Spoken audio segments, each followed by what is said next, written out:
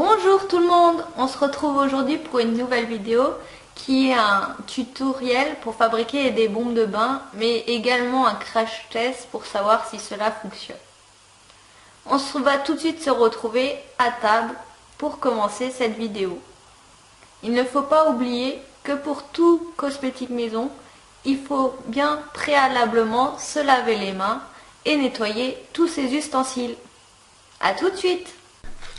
Donc vous aurez besoin de bicarbonate de soude qui va réagir avec l'acide citrique, de tensioactif SLSA qui est un moussant et qui est à base d'huile de coco, un dérivé d'huile de coco, d'acide citrique qui va permettre de corriger le pH et qui va réagir avec le bicarbonate de soude, d'huile de ricin, d'un petit peu d'eau pour faire la texture sableuse et colmater votre bombe de bain, d'un colorant, vous pouvez utiliser plusieurs couleurs, moi j'utilise une base rosée, et pour faire sentir votre bombe de bain, vous aurez besoin d'huile essentielle et de fragrances de votre choix. Pour les ustensiles, vous aurez besoin de moule, d'un bol pour mettre vos ingrédients, d'une balance de précision.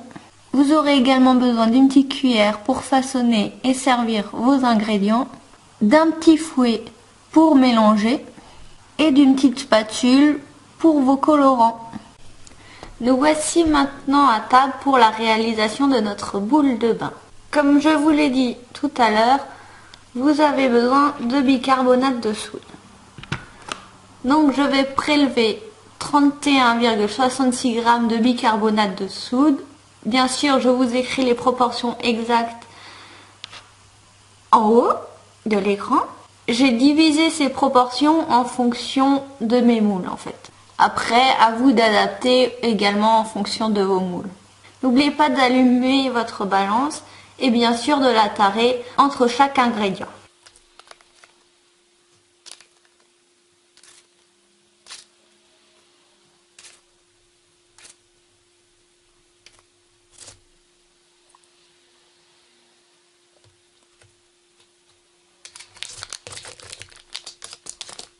Donc voici à quoi ça ressemble dans le récipient. Je vais un petit peu mélanger car il y a quelques gros bouts de bicarbonate de soude. Je vais essayer d'obtenir un mélange un peu plus fin. Là, on voit très bien que c'est une poudre assez fine.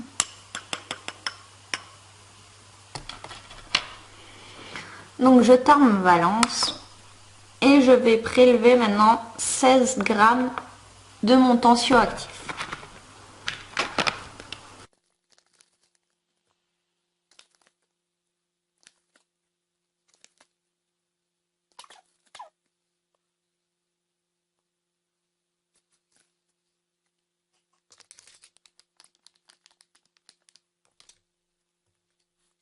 Bien sûr, vous remélangez entre chaque ingrédient également.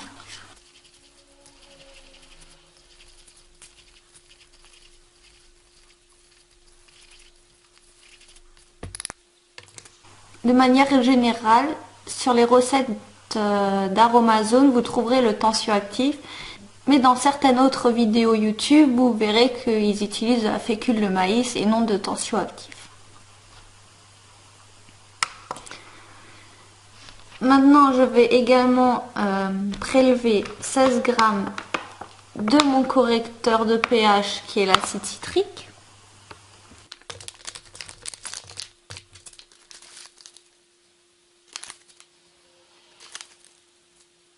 Vous avez également quelques morceaux dans l'acide citrique, donc il faudra bien les casser.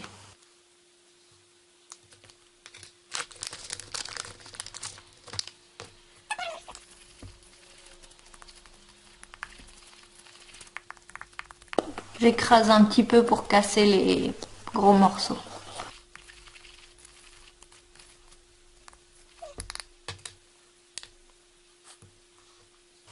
Donc maintenant, je vais rajouter mon colorant. Je commence toujours par mélanger tout ce qui est poudre et après je m'attaquerai à tout ce qui est liquide.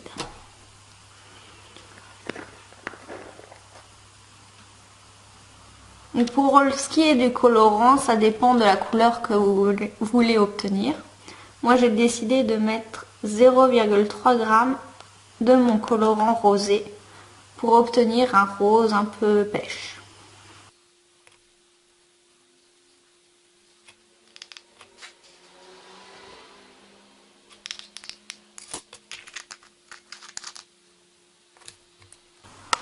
Bien sûr, j'ai oublié de vous préciser, il faut toujours bien mélanger en dehors de la balance pour pas l'abîmer.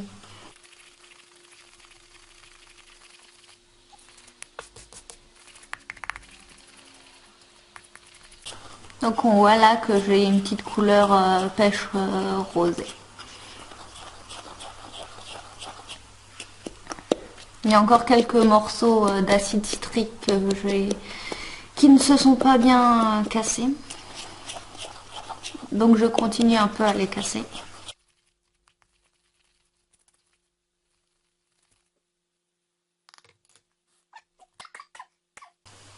Donc maintenant je vais m'attaquer à tout ce qui est liquide. Donc je commence par mon huile de ricin. Je vais mettre environ 1,5 ml.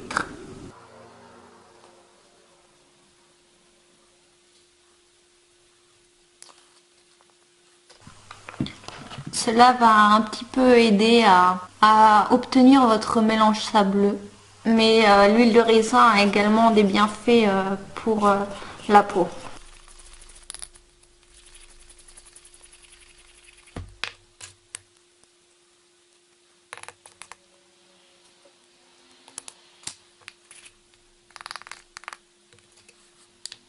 Donc maintenant je vais rajouter mes huiles essentielles pour l'odeur. Je vais mettre environ 5 gouttes d'huile essentielle de citron. Et une dizaine de gouttes d'huile de fleur d'oranger. Plutôt de fragrance de fleur d'oranger.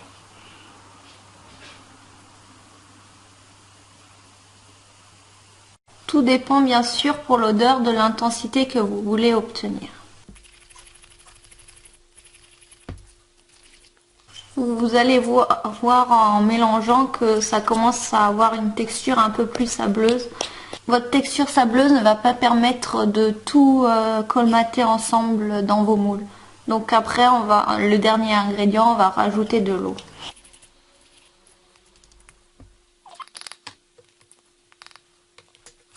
Donc pour l'eau, il faut faire très attention parce que si vous en mettez trop, cela va tout le temps avoir l'effet effervescent.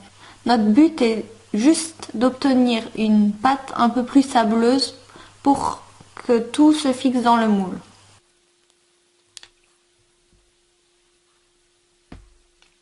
Vous allez voir que quand je vais mettre, il y aura un petit effet effervescent.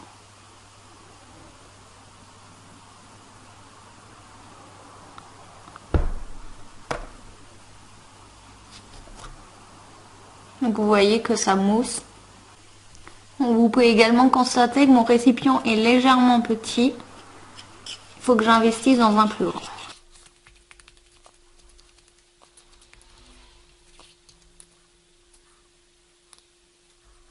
Donc vous voyez que c'est déjà un petit peu plus sableux. Je vais tester d'écraser avec ma cuillère pour voir si j'ai mis assez d'eau. Donc on voit qu'en écrasant, cela forme une petite pâte, donc on va pouvoir les mettre dans notre moule pour façonner notre forme. Je pose ça à côté. Oui, j'ai un petit peu tout sali, mais bon, c'est comme ça qu'on travaille quand on est maladroit.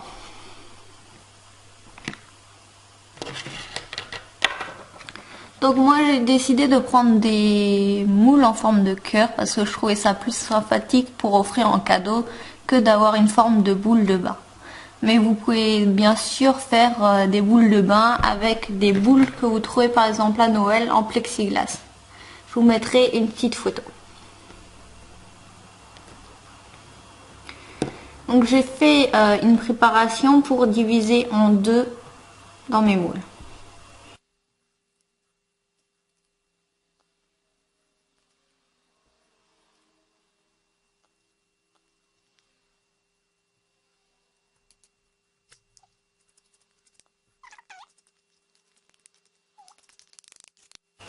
Et ensuite, je vais façonner tout ça en écrasant dans la forme de mon moule.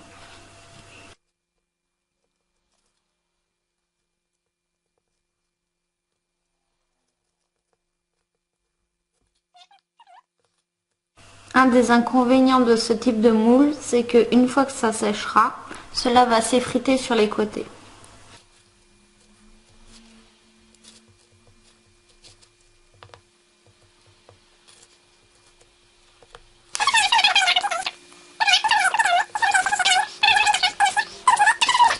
J'ai essayé de vous en faire deux un petit peu avant de tourner la vidéo. Donc voici le résultat que j'ai obtenu après séchage. On voit que ça s'effrite un petit peu comme je vous l'ai dit sur les côtés. Mais dans la globalité, on a des jolies formes. Voilà pour cette réalisation de bombe de bain. Si vous avez des questions, n'hésitez pas à me les laisser en commentaire. N'hésitez pas également à liker et à vous abonner pour voir d'autres vidéos. À bientôt!